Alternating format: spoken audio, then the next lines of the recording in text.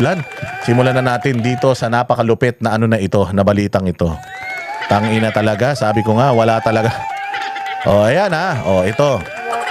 Oh, kanina lang yata ito humarap sa Sandigan Bayan itong demonyong to. Itong pinsan ni Satanas na si hindi pa siya Alcantara, si Yusek Bernardo. Lagi ko namang kinikwento sa inyo, di ba?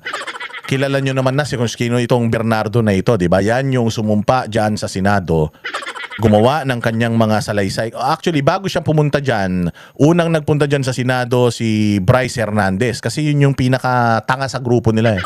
Yung pinakamaliit sa grupo nila, hindi na maliit na tao pero maliit ng ang kanyang pananagutan dito. Siya ang actually district engineer ng Bulacan.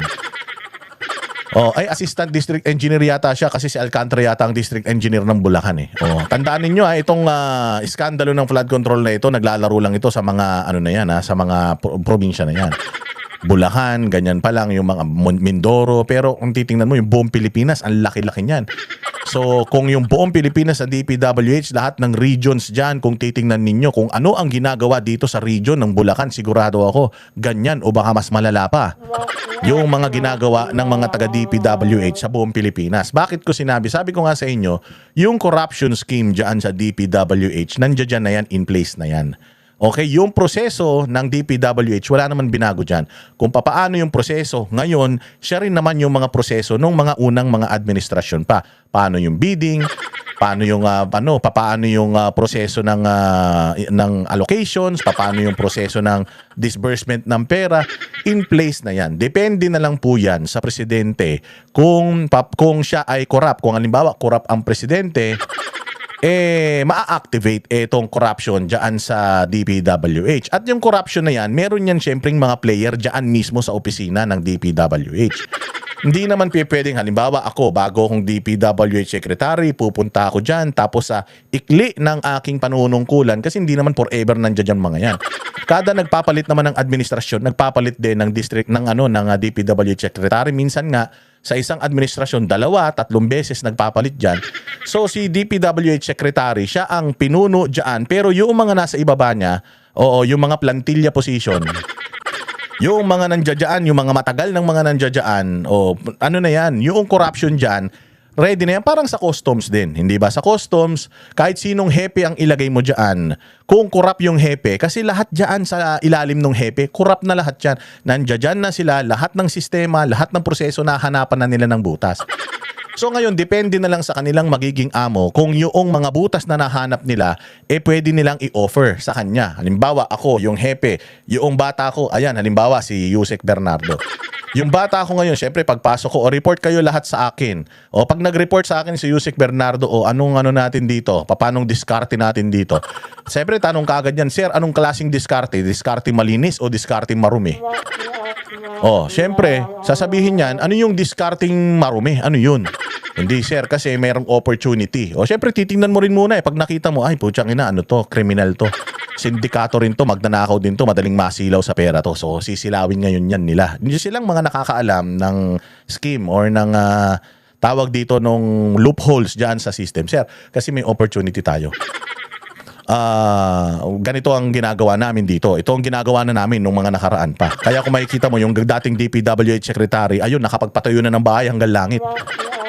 Ganun katindi. So, sir, gusto ko lang malaman mo, ganito yung ginagawa dyan, bam, bam, bam, bam. Ganun ba? Wala na kukulong? Wala po. Kasi po, binibigyan naman po natin lahat. Bibigyan natin yung taas, yung kaliwa, yung kanan, yung southeast, northwest. Bibigyan natin lahat yan, sir. Lahat tayo makikinabang dito. Para idadamay natin lahat para walang magsumbong. Siyempre lahat tayo busog.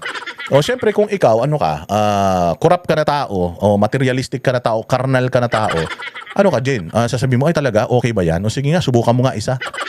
Tapos hanggang sa, wala na, dire-diretso na naman yung corruption. Nung panahon kasi ni Pangulong Duterte, naglagay sila ng mga tao dyan, tapos meron pa si Pangulong Duterte noon na, kasi alam ni Duterte na nangyayari yan sa DPW, siyempre local government, executive yan, naging mayor yan ng Davao. So alam niya kung gaano ka-corrupt ang DPWH sa probinsya nila. So, nung naging presidente na siya, naglagay siya ng commission, yung Greco Bellica, yung Presidential Anti-Corruption Commission, PACC, nilagay niya yun. So yung PACC na yun, ang ginagawa lang nun, is dahil nga nilabanan ni Pangulong Duterte ang corruption, yung PACC na yon, naghahanap yon ng mga congressman, mga district engineer, sa lahat ng mga ahensya ng gobyerno na dumidiskarte ng pera. Because sabi ko nga sa inyo, bawat ahensya ng gobyerno may kanya-kanyang corruption yan. Depende na lang yan kung sino yung nakaupo at kung sino yung inilagay doon ng mga sekretary, kung mga mukhang pera din. Kung hindi mukhang pera yung sekretary dito mukhang pera yung sekretary, makikita mo yung sekretary na to, maraming accomplishments yan. Kaya lang, marami rin siyang makakaaway. Kasi syempre yung mga dating kumikita sa ilalim niya, hindi na kumikita kasi malinis siya. Dito naman. So itong itong sekretary nito, likelihood matanggal to o kaya ipakulong nila yan. Ito namang isa, corrupt. Kaya ayan, wala silang nagagawang proyekto pero makikita mo dami-dami nilang budget tas ang yaman-yaman nila. Ganun yan. So ito ang sinasabi ko, bakit ko sinasabi, pinapaintindi ko sa inyo na dito sa iskandalo na ito sa DPWH, ang mga demonyo talaga dyan, yung mga nasa baba ng DPWH secretary yan. Sila Yusek Bernardo, sila Alcantara, yung mga district engineer, kung sino-sino pa mga ulol na yan. Kita nyo yung isa nakabalot pa. Kaya nakabalot yun kasi alam niya na tarantado talaga sila. Ganyan talaga yan. Yung mga matatanda na dyan sa loob ng opisina na yan, yan yung mga pinakamagnanakaw dyan. Pusta yung mga pinakamatagal na nagsisilbi. Kaya lang depende pa rin talaga sa leader. Kung yung leader matino, hindi talaga nila yan, hindi talaga magpa-prosper yung kanilang pagnanakaw. Pero kung yung inilagay mo dyan, tarantado, magnanakaw. So halimbawa, ito na, nilagay mo dyan si Bongbong, magnanakaw yung pamilya na yan, magnanakaw din yung angkan yan, mga magulang yan, magnanakaw. Siyempre, pag magnanakaw yan, ang ilalagay niya dyan, puros mga magnanakaw. At magnanakaw para sa kanya. Kumikita din lahat yung nasa baba, pero lahat yan, may komisyon siya. Siya ang approver so lahat ng mga nasa ibaba nitong mga sekretary na ito, na mga sindikato sa loob, kanya-kanya nang gawa ng pera yan para makapag-deliver doon sa pinakataas. Walang kasalanan yung pinakataas. Merong kasalanan yung pinakataas kasi siya ang nag-activate, siya ang pumipirma, sila ang nagdi-disburse ng pera. Etong mga nasa baba, sila lang yung gumagawa ng pagkakapirahan. At yung mga gumagawa ng pagkakapirahan dyan, si Yusek Bernardo, si Alcantara, ayan sila Bryce Hernandez, tapos nadadamay na lang yung mga politiko dahil sila mismo yung gumagamit sa mga politiko para magkaroon sila ng proyekto. Kasi mayroon proyekto ang DPWH at may pera ang DPWH para dun sa mga proyekto na kanila. Pero bawat proyekto na yan, merong mga proponents yan. Request yan ng lahat ng mga politiko sa Pilipinas, kay mayor, barangay chairman, request yan. Tapos namimili na lang sila kung sino sa mga requestor na ito yung igagrant nila. Siyempre, depende sa komisyon. Halimbawa, gusto mo ng proyekto, pirmahan mo tong proyekto na to, ibibigay ko sa iyo yung proyekto, pero may pero yan. Siyempre, kukunin na nila yung kaltas nila.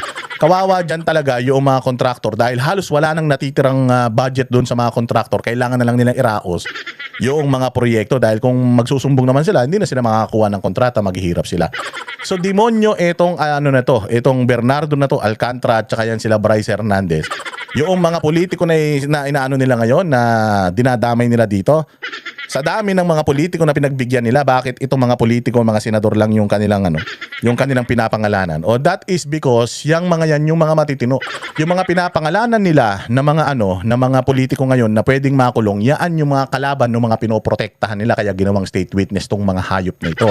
Pakinggan ninyo, tumanggap daw siya ng balato dito kay Zaldico. Tingnan mo, tumanggap ng balato, umamin na magnanakaw tapos walang kaso.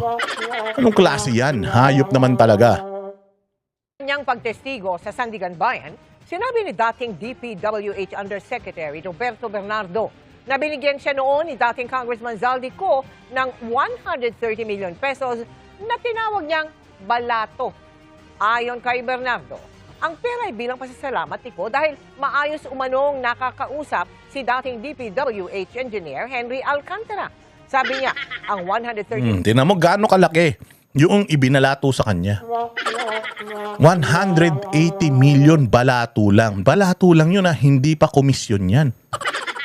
Gaano karami yung komisyon na kinita nitong hayop na Bernardo na ito?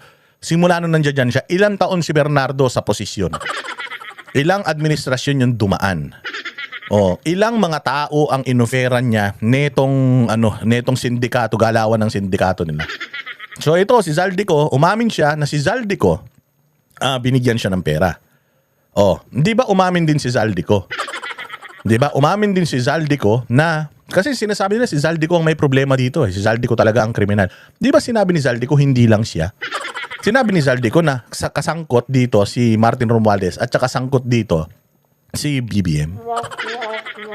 Dinidiin nila si Zaldico. Si Zaldico nagsalita na. Yung salita ni Zaldico, pinatotohanan niya yung sinabi ni Guteza doon sa Senado.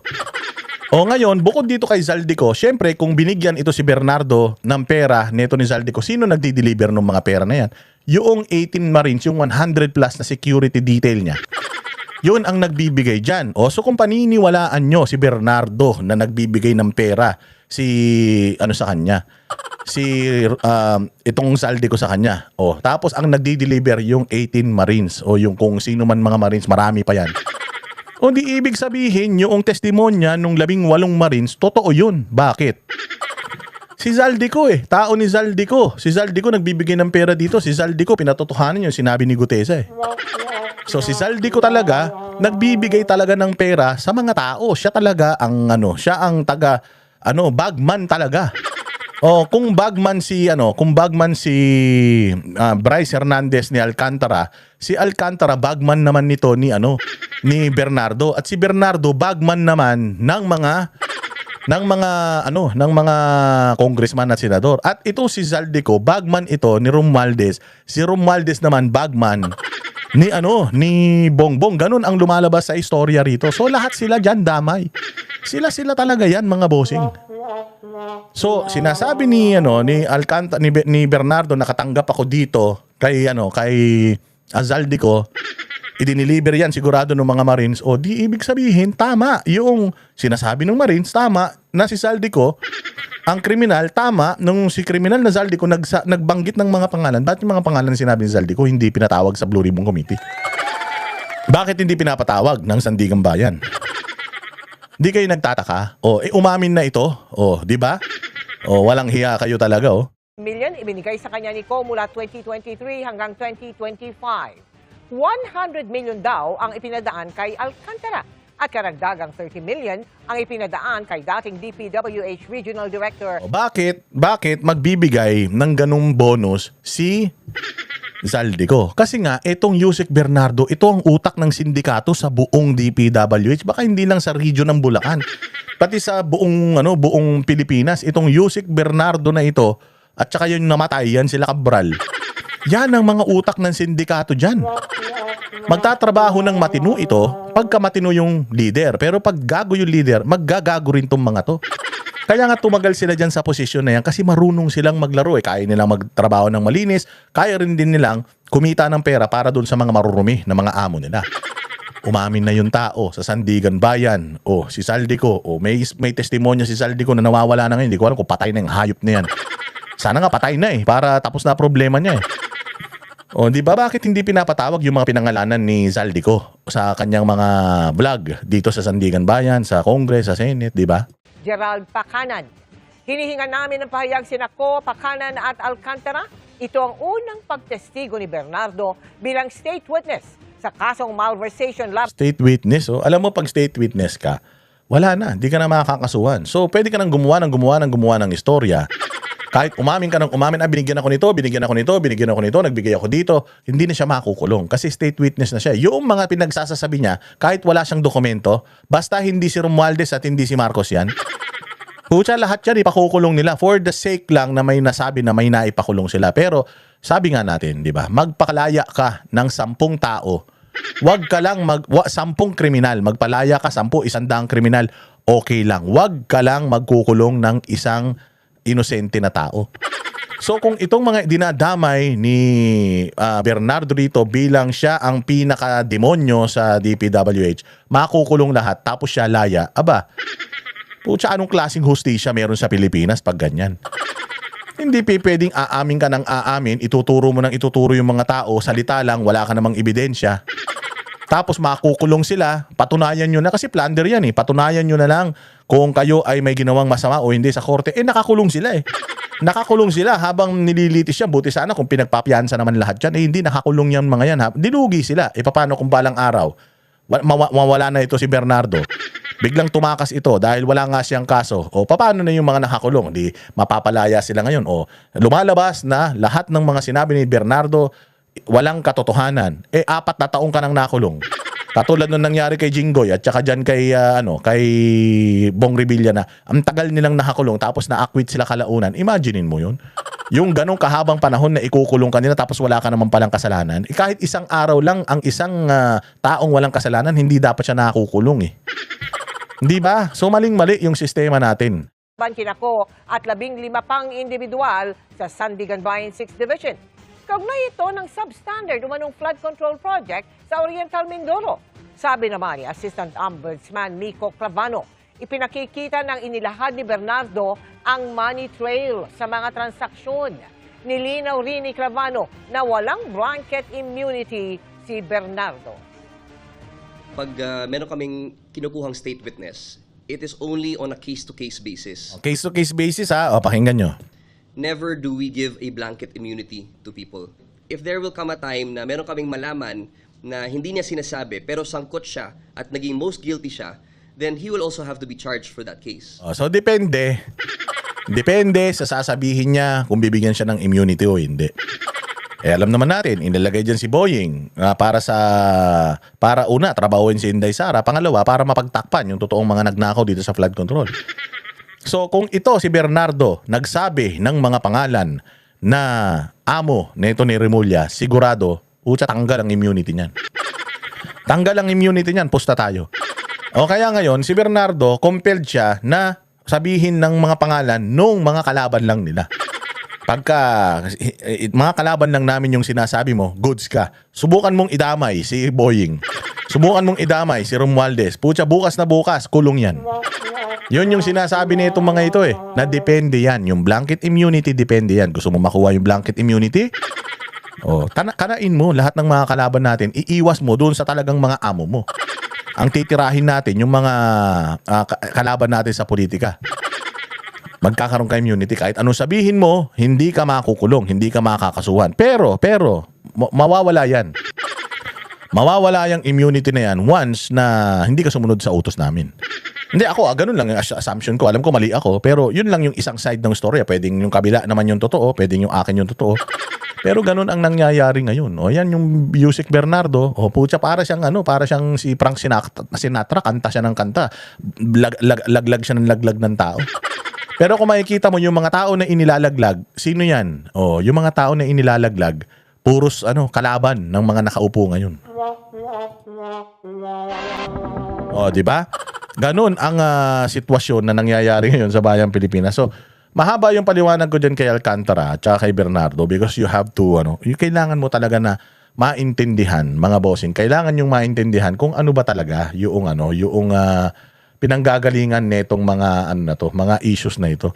Kailangan alam nyo kung ano yung bakit si Alcantara, bakit si Bernardo ang sinasabi nating may talagang utak dito. Ngayon sabi nila, ba't sinasabi nyo pala si Bernardo tsaka si Alcantara yung mastermind eh. Bakit Bakit sinisisi nyo kay Bongbong? Kasi si Bongbong, naniniwala tayo na si Alcantara at si Yusek Bernardo ang mastermind noong mga pagnanakaw, noong sindikato dyan. Pero ang enabler niyan, ang nag-i-enable sa kanila, administrasyon.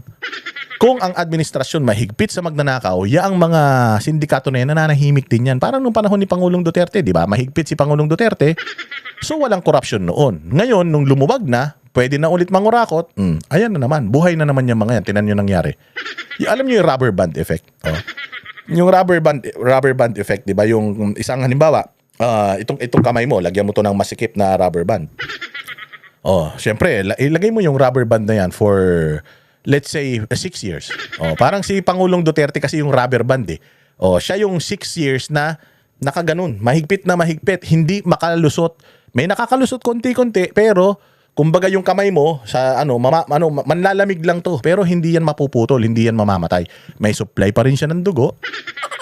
Pero hindi nga lang full yung supply niya. So ibig sabihin napigilan kahit papaano. Ang problema, pag alis ni Pangulong Duterte nung tinanggal yung rubber band na si Pangulong Duterte, biglang bulwak ngayon yung dugo. Buhay na buhay ngayon yung itong kamay, buhay na buhay. So ibig sabihin nung biglang nawala siya, biglang bulwak, ayan na rin. Drugs, corruption, crime, kung ano-ano pa. Insurgency, mga komunista, terorista, NPA, lahat na. prostitusyon, lahat na biglang nagbulwakan. Wala na yung rubber band na nagpipigil noong noong pagdaloy ng maruruming dugo So gano'n na nangyari noong panahon ni Pangulong Duterte, biglang napunta ngayon kay Bongbong na walang alam sa buhay. O ganyan, talamak na naman. Kami ang boses ng masa, hindi natatakot. Katotohanan lang, di kami nalulunod. Walang bahid ng sismis, lahat ay totoo. Kahit sino ka pa, pag mali ka babanatan ka. Walang pinipili kulay, wala kaming kinikilingan. Basta para sa bayan, kami lalaban. Pagdama palakpakan, pag mali banatan. Di matitinag, di matatakot, para sa bayan tuloy ang sigaw. Sa harap ng kamera, walang halong takot. Mga baluktot, lahat kayo'y tutumba. Ang hustisya at totoo, yun lang ang mahalaga.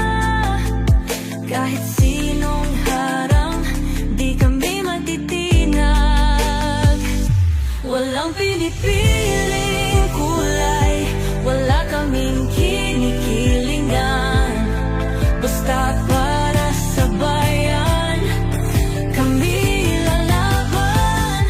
Pagtama palakpakan, pag mali banatan. Di matitinag, di matatakot, para sa bayan tuloy ang sigaw.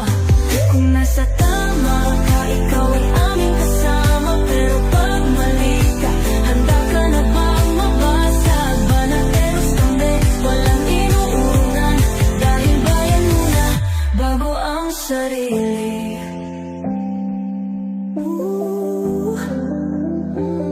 Bago ang sarili.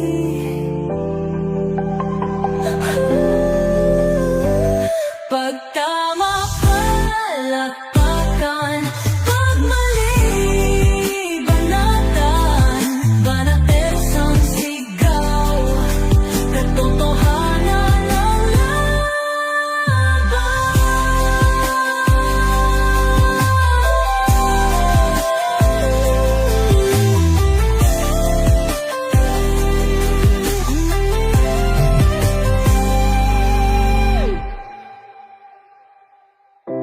Sa harap ng kamera, walang halong